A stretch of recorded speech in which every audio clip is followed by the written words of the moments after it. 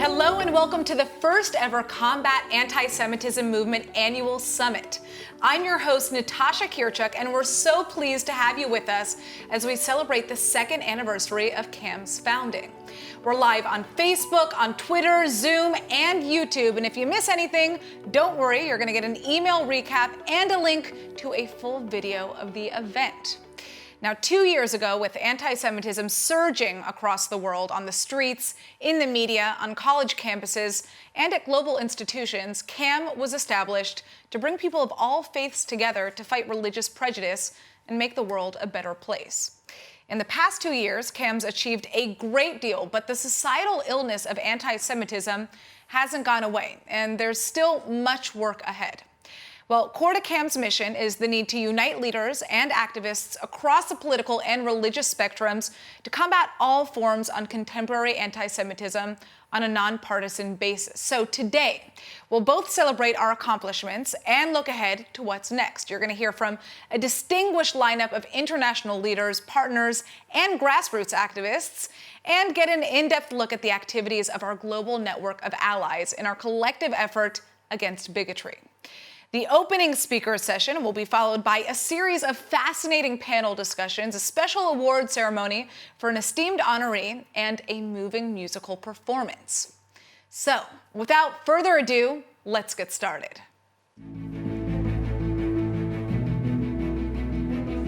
I spent most of my life in hiding. I saw students getting harassed. We had someone vandalize our sukkah. A man approached them screaming that they shouldn't speak to me because I was a Jew.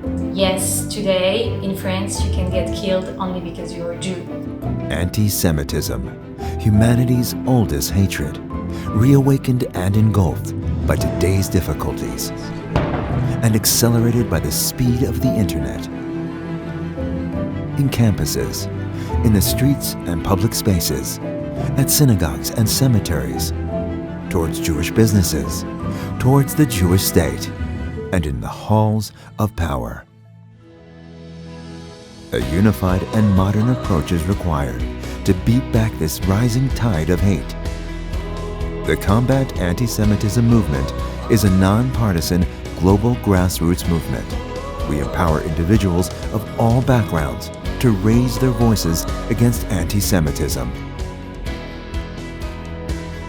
Our diverse coalition uses its collective power to enact change through a global, interconnected, far-reaching platform. We monitor and educate about anti-Semitic incidents and trends taking place around the world, to millions on social media, on Facebook, Twitter, Instagram, and other emerging platforms. We educate and inform through our weekly Global Anti-Semitism newsletter report and via powerful media outreach in order to impact millions around the world. Through ongoing advocacy and global initiatives, we engage world leaders, governments, institutions, and activists, and encourage the universal adoption of the working definition of anti-Semitism by the International Holocaust Remembrance Alliance, IHRA. We count on the help of hundreds of partner organizations, hundreds of thousands of individuals, in more than 60 countries across all religions and faiths. Our expansive coalition establishes major global partnerships to strategically implement new and creative solutions to safeguard Jewish lives against resurgent hatred. In the struggle against anti-Semitism, CAM is mobilizing a new generation to stand up for Jewish civil rights, and in so doing, safeguarding the rights of all people and turning hate into hope. Combat Anti-Semitism Movement, making the world a better place. I'm now turning the stage over to CAM Executive Director Sasha Roitman-Dratwa for welcoming remarks. Sasha? Thank you, Natasha. Thank you. Dear friends, members of the CAM Coalition, partners, and special guests, thank you for being with us today, but not only today. Thank you for being with us every day, giving us the trust, support that we need as a movement to combat the world's oldest hatred. The challenges we faced are daunting, but we are here today to celebrate our achievements over the past 2 years, innovating new solutions to fight Jew hatred of all forms whenever and wherever it exists. We are proud to count over 300 partner organizations and institutions in our coalitions. But not only, also 300,000 individuals standing up every day against hatred. Furthermore, we are extremely proud that our coalition includes Jews, Muslims, Christians, and adherents of other faiths. They are all united in a common mission. We do what we do to build a better world for our children, family, members, and everyone. When CAM was founded, our vision was to bring together individuals, decision makers, and organizations of all backgrounds to work in collaboration, and we are proud today that this is something we have accomplished. What we do requires more than one person or group. It demands unity and cooperation among a diverse network. I hope this summit will give our members and partners the energy needed to continue our fight and inspire those who are not part of our coalition to learn what we do and to join. Please, if you are not a member, take the time, visit our website, and become a member of our important movement to create a better world. All right, thanks for that, Sasha. That was amazing. Now, we're privileged to welcome a very special guest. Israeli President Reuven Rivlin is joining us for an opening message all the way from Jerusalem. Dear friends, 1 year ago, we gathered at Yad Vashem some 50 world leaders to renew our shared commitment of remembering the Holocaust and fighting anti-Semitism. Since that historic gathering, we have all experienced a global pandemic. This pandemic has led, on the one hand, to close borders and distance. But on the other hand, it has reminded us of our common humanity and of the need for all countries to work together to meet this challenge. All countries must join hand to defeat the virus of anti-Semitism and radical hate. We must show zero tolerance for all forms of anti-Semitism, racism, and extremism in any country, whether in the streets, online, or in the halls of power. In the fight against anti-Semitism and racism, we must see all tools we have, from research and education to law enforcement. Dear friends, thank you. Thank you again for your commitment to preserving the memory and lessons of the Holocaust. And once again, thank you. Thank you very much. God bless all of you. Thank you for joining us, President Rivlin. Now, I'd like to turn to the United States and welcome Democratic Congressman Ted Deutsch to the program. Congressman Deutsch represents Florida's 22nd Congressional District and is a senior member of the House Foreign Affairs Committee, on which he serves as the chairman of the Middle East, North Africa, and Global Counterterrorism Subcommittee. Now, Congressman Deutsch is also co-chair of the House Bipartisan Task Force for Combating Anti-Semitism, and he's joining us to discuss the need for a whole-of-government approach to combating anti-Semitism wherever it comes from. So, Congressman Deutsch, welcome. Thank you so much for that introduction, and thank you for inviting me to join the conference. Back in 2014, when we formed the task force, we were witnessing a notable and troubling spike in anti-Semitism incidents in Europe. So the 8 co-chairs, 4 Democrats and 4 Republicans, decided to invite the ambassadors of France, Germany, and the UK to discuss their government's efforts to address anti-Semitism in their respective countries. Back then, as we focus on what was happening in Europe, I don't think that we'd soon have to turn our attention inward and respond to a growth of anti-Semitism here in our own country. I mean, around the same time that the task force held this briefing, an association of countries came together under the umbrella of the International Holocaust Remembrance Alliance to adopt a working definition of anti-Semitism along with examples. Since then, this definition has been adopted by about 28 countries, the United Nations Security Secretary General, the European Union, the Organization of American States, even European football clubs.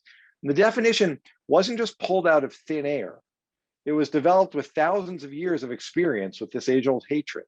The IHRA definition states that anti-Semitism is a certain perception of Jews which may be expressed as hatred toward Jews. And to make it even more relevant and applicable today, the authors included examples of modern manifestations of anti-Semitism to help governments in determining what crosses the line. And the definition gives an opportunity to call out modern forms with respect to the state of Israel when it includes as examples what we know is true, that denying the Jewish state, calling for Israel's extermination, claiming that Israel is a racist endeavor, and singularly attacking Israel with rhetoric entirely different than that leveled against other countries, these are modern forms of anti-Semitism. The gunman who killed 11 worshipers on Shabbat morning at the Tree of Life Synagogue was inspired by the xenophobic ideology of white nationalists who believed that Jews were supporting Central American refugees traveling to our southern border in order to take their places. And he picked the Tree of Life Synagogue because they hosted a national refugee Shabbat with Hayas. Here in the United States, we've witnessed a normalization of extremist groups and conspiracy theories that either implicitly or explicitly target Jews. Our country is facing a period where national elected leaders are allowing these dangerous conspiracy theories to spread, even enabling them and refusing to condemn them. And when you welcome a conspiracy theory and extremist ideology in the pursuit of political expediency, you create space for anti-Semitism. You give an open invitation to unseemly characters and groups, some of whom felt so emboldened by this tacit endorsement from their government leaders that on January 6th, they wore their anti-Semitism literally on their sleeve. Dog whistles pierce deeply into the ears of those who are primed to hear them, regardless of who utters them. And when an elected leader makes speeches endorsing anti-Semitic language and theories and supports conspiracy groups rooted in anti-Semitism like QAnon, it contributes to the manifestation of this first IHRA example. And when you advance lies and conspiracies about our democratic process and a fairly decided election, conspiracies that are seized on by anti-Semitic extremist groups, it too adds to the form of anti-Semitism laid out in the IHRA definition. And similarly, when leaders accuse Jews of being more loyal to Israel than to the interests of America, that fits in to the IHRA definition. Or using long-standing stereotypes to make demonizing allegations about Jews and the myth about a world Jewish conspiracy, whether you're a Democrat or Republican, a political operative, or a member of Congress, that contributes to the IHRA definition of anti-Semitism. Anti-Semitism left unchecked will only keep spreading. That applies both to anti-Semitism on the political left and on the political right. And we can only effectively fight anti-Semitism if we are willing to call it out wherever it appears. To be consistent, I believe, requires adopting the IHRA definition and giving our government the tools needed to protect the American Jewish community. That is an effort that I look forward to continuing to lead. And one last thing. I focused on government and politics in my remarks, but it would be helpful to use this same definition in our society as a whole.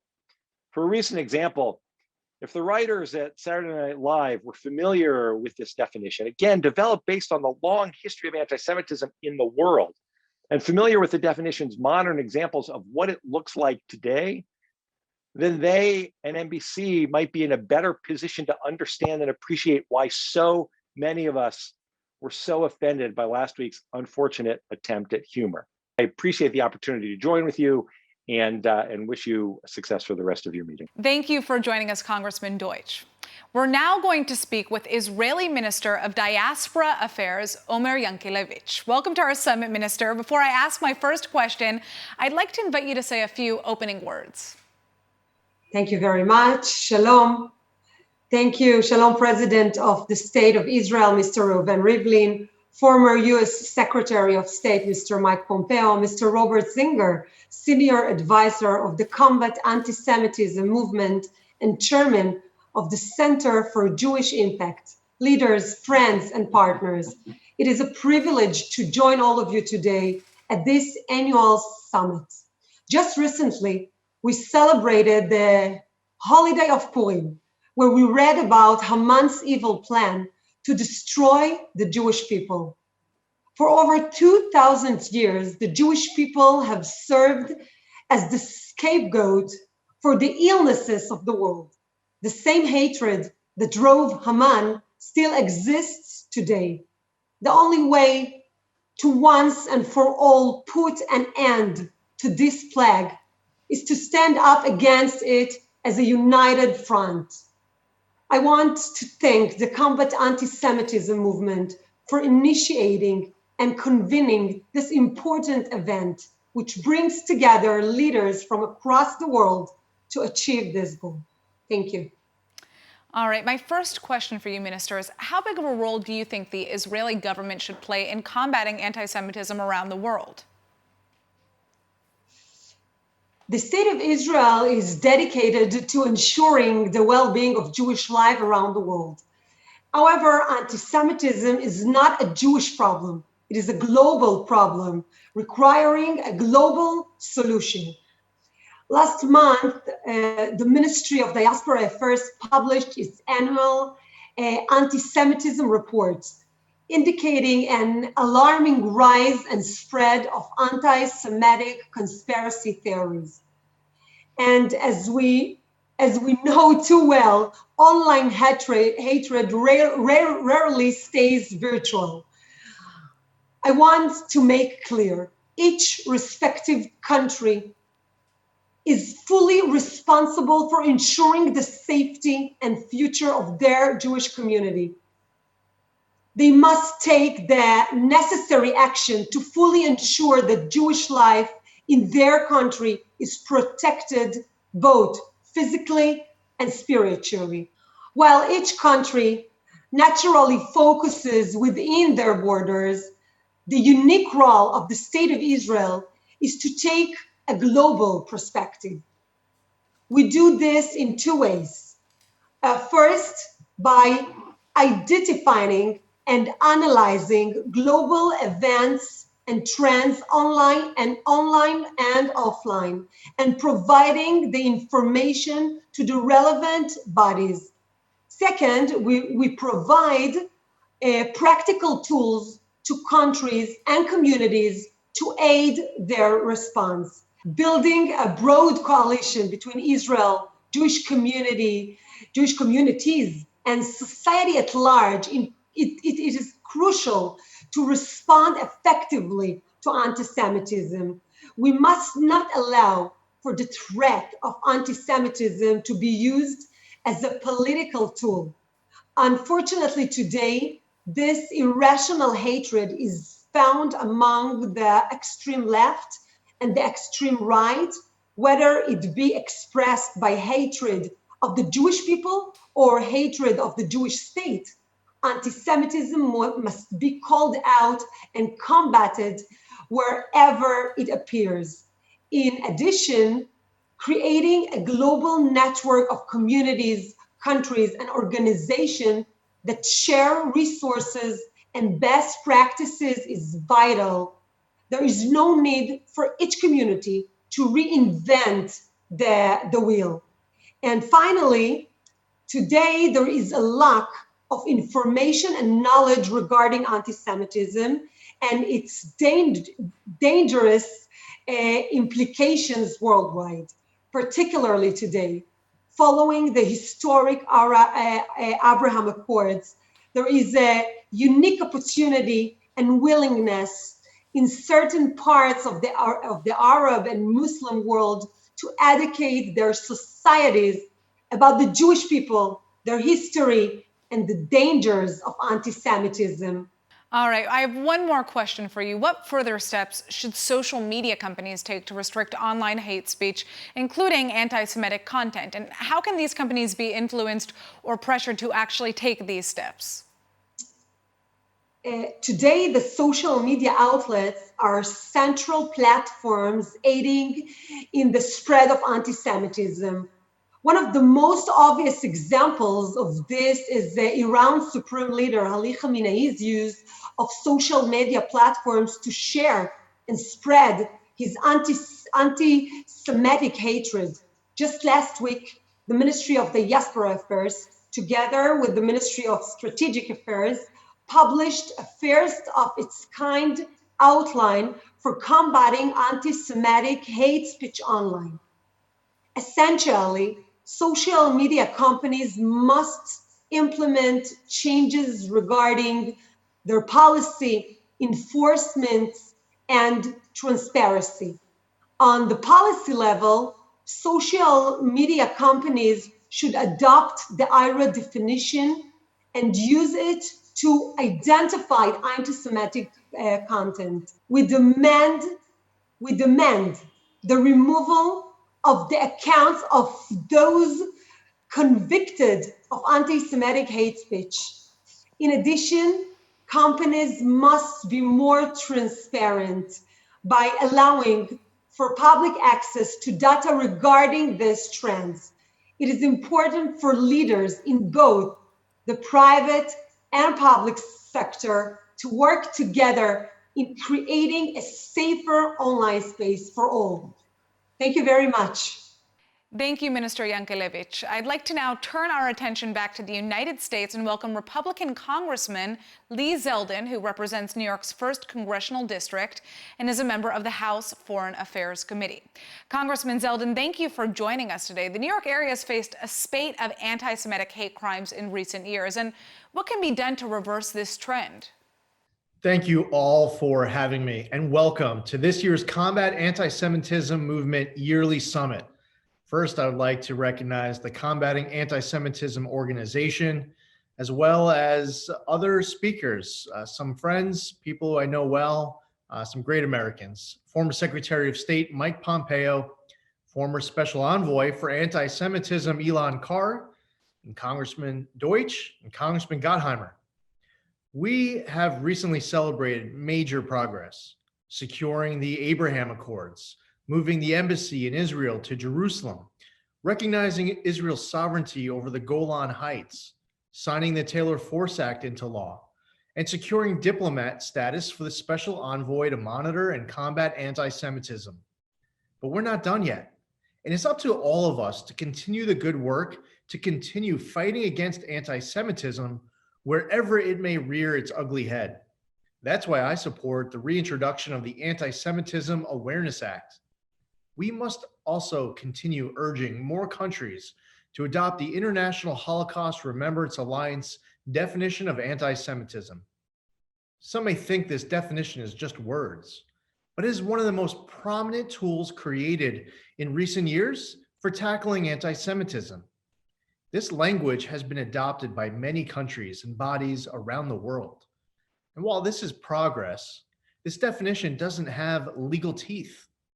That's why we must fight to have this definition integrated into existing domestic criminal laws, such as hate crimes and discrimination. And we must better enable police and prosecutors to hold culprits of these crimes accountable. This must be our legal mission in not only our domestic laws, but legislative bodies all the way up to the United Nations. I look forward to working together with all of you to continue this mission and combat anti-Semitism at home and all around the world.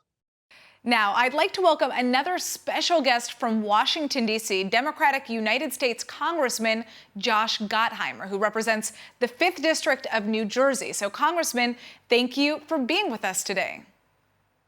Thanks, Natasha. It's great to be here. I'm very grateful. And let me say, it is really a privilege to be part of the Combat Anti-Semitism movement for your first ever annual summit. So thank you so much. Now, Congressman, you were appointed to the House Committee on Homeland Security in January. Can you tell us a bit about your role and your priorities on this committee? You know, let me just begin by saying that what CAM is doing is phenomenal and doing it in a nonpartisan way. And I just want to thank you for addressing the scourge of anti-Semitism. You know, these days it seems as though the safety and security of our nation is at a critical juncture here in the United States. We face not just threats from international actors like Hamas and Hezbollah and PIJ and ISIS, of course, but increasingly from domestic terrorist groups like white supremacist groups and other homegrown extremists. It's part of what I'm planning to focus on Homeland Security Committee. You know, the rise in violent violent anti-Semitism, extremism is not just an issue that we know about internationally, but it's something that's in all of our backyards, unfortunately, here in the United States. And on January 6th, when extremists attacked the Capitol wearing hoodies with the words Camp Auschwitz, which we're seeing on social media today. In fact, there's indictments coming down in that case. Or the Proud Boys rally in December, where people were wearing 6 million wasn't enough t-shirts. We see what we're dealing with here. So on the Homeland Security Committee, which I'm very proud to serve, my goal with others is to have an even greater platform in the fight against anti-Semitism, white supremacy, and all forms of bigotry and hatred. And these are issues that I've been focused on for years and that are very impersonal and very personal to me. The committee held our very first hearing on the threat of domestic terrorism in the wake of the attack on the US Capitol. We're laser focused on tackling this threat. I've urged the federal government to officially designate groups like Proud Boys and other international violent extremist groups as terrorist groups. We also want to examine social media, which, as you know, is awash with anti-Semitic and extremist content, something we should all be very focused on, and doing everything we can to help protect our synagogues and religious institutions by expanding programs like the Nonprofit Security Grant Program. Finally, we want to promote important efforts that we believe are critical for the functioning of our democracy, like Holocaust education, genocide awareness, and anti-hate education, all things that I've been focused on since getting into Congress and really plan to focus on this term. Now, Congressman, your home state of New Jersey has sadly experienced a troubling rise in anti-Semitism, and particularly, we remember that attack in Jersey City. Can you tell us more, specifically about the rising homegrown domestic security threat that we're seeing with anti-Semitism in your state and in the U.S. as a whole? I thank you for asking about that, because I vividly remember visiting Jersey City with a good friend of mine, Special Envoy Alon Carr, in the wake of the tragic anti-Semitic attack there, as we've all read about, to stand in solidarity with the Jewish community and others against hate and anti-Semitism. Unfortunately, as the Anti-Defamation League has made clear in their surveys and studies that they do every year, their annual report, in fact, on anti-Semitic incidents, this looking at 2019, stated that anti-Semitic incidents rose 73% in my home state of New Jersey, reaching 345 total incidents, the most ever recorded in the state, and the second highest number recorded in any state across the country.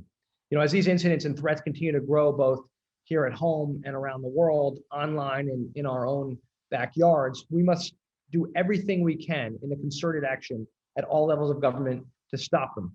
In the congressional district I represent, one of the things we've been very focused on, and I've helped claw back $4.1 million back to my district through the federal nonprofit security grant program to help protect our synagogues and our yeshivas and our Jewish community centers and all houses of worship, and make sure that they have what they need to stand up against threats of terror. Online, I've led a bipartisan group of members of Congress in calling on Twitter to suspend content affiliated with foreign terrorist organizations, or FTOs, including Hamas and Hezbollah, and keeping them off their platform. And we need leaders, frankly, on both sides of the aisle who are willing to stand up and speak out against anti-Semitism and dangerous conspiracy theories, no matter what the source. So these actions, among others, are things we must continue to take, not just in New Jersey, but of course, across the country. All right, Congressman, thank you for that answer. Lastly, I wanted to discuss the imperative to combat all forms of contemporary anti-Semitism on a bipartisan basis in the U.S. and a nonpartisan basis more generally around the world. So can you share your thoughts on this? Of course, as you know well, there's plenty that both sides of the aisle can disagree on and do disagree on. But when it comes to fighting anti-Semitism, this is a place where in all forms of hate, I know that both sides can come together and take partisanship out of it and stand up for our fundamental values, including standing up to anti-Semitism. So I'm very proud to support the widely accepted IHRA working definition of anti-Semitism to protect students facing anti-Semitism and discrimination in our colleges and our universities. It's why Democrats and Republicans in the Problem Solvers Caucus, a group of 28 Democrats and 20 Republicans that I co-chair, have strongly opposed the bias and anti-Semitic boycott, divestment, and sanctions movement targeting Israel, widely known as BDS. I was especially proud that we helped pass the Never Again Education Act to help teach our nation's children the important lessons of the Holocaust and the horrific consequences of hate and intolerance. It's why we will continue to play a major role in fighting existential threats to our historic ally Israel, from terrorist groups like Hamas and Hezbollah, Pidge, and others, to the threat of a nuclear-armed Iran. At the end of the day, we are blessed to live in the greatest country in the world, the United States. And I know that if we work together and stand up against hate in all forms, our best days will always be ahead of us. All right. Thank you, Congressman Gottheimer, for sharing this critically important message with us today. We're going to look forward to following your progress in the House of Representatives. Now, as Israel's ambassador to both the UN and the U.S., Ambassador Gilad Erdan finds himself on the front lines of the global battle against anti-Semitism. Ambassador Erdan, thanks for being with us today. Thank you, Natasha, and thank you to the Combat Anti-Semitism movement for organizing this extremely important event and for everything that you do to put an end to the oldest form of hatred. Building an interfaith global coalition against anti-Semitism is crucial to bringing an end to this bigotry. I also want to congratulate Secretary Pompeo for receiving the Global Leadership Award. Your dedication to the safety of the Jewish people and to their homeland is highly appreciated. On behalf of the State of Israel, I thank you for all your outstanding work. On January 20th, 1942, in the Berlin suburb of Wannsee, the Nazis met to coordinate the final solution to what they called the Jewish problem. It was as a result of that infamous conference that the extermination camps were established. These camps took the lives of almost 2 million Jews. All 4 of my grandparents were Holocaust survivors, 3 enduring the horrors of Auschwitz. My grandfather Chaim, his wife Bracha, and their 8 children were sent to the camp. The moment they arrived, my grandfather's family was ripped from his arms as the Nazis separated men from women and children from parents. Bracha and 7 of my aunts and uncles were murdered. Only my grandfather and his daughter Hannah survived. The Wannsee Conference, where the fate of many other families was sealed, is the ultimate warning of what can happen when anti-Semitism goes unchecked. It shows that words and hate can easily turn into actions and murder. In January 2022, we will commemorate 80 years since that conference of evil. I have dedicated this year to promoting 2 key initiatives that will enable the UN to prove its willingness to not only speak out against anti-Semitism, but to really take action. The first is for UN bodies to adopt a comprehensive definition of anti-Semitism. By adopting a definition like the IRA working definition of anti-Semitism, the UN will have to fight against the anti-Semitism that is prevalent in too many of its bodies, such as UNRWA, as we all know. The second initiative I'm promoting is the adoption of a resolution to effectively address Holocaust denial. Holocaust denial is not only a cynical form of evil that disgraces the memory of victims and the lives of survivors. It is also extremely dangerous. It is used by anti-Semites to get people to forget the horrible consequences of their anti-Semitism. Friends, Iran not only holds the dishonorable title of the #1 state sponsor of terrorism, it also the leading state sponsor of anti-Semitism. Iran's leaders repeatedly use anti-Semitic tropes and openly declare their intention to annihilate the world's only Jewish state. Just imagine what such a dangerous anti-Semitic hate-filled regime would do if it possessed nuclear weapons. And let me be clear, Israel will certainly support a diplomatic solution that definitively prevents Iran from becoming a nuclear state.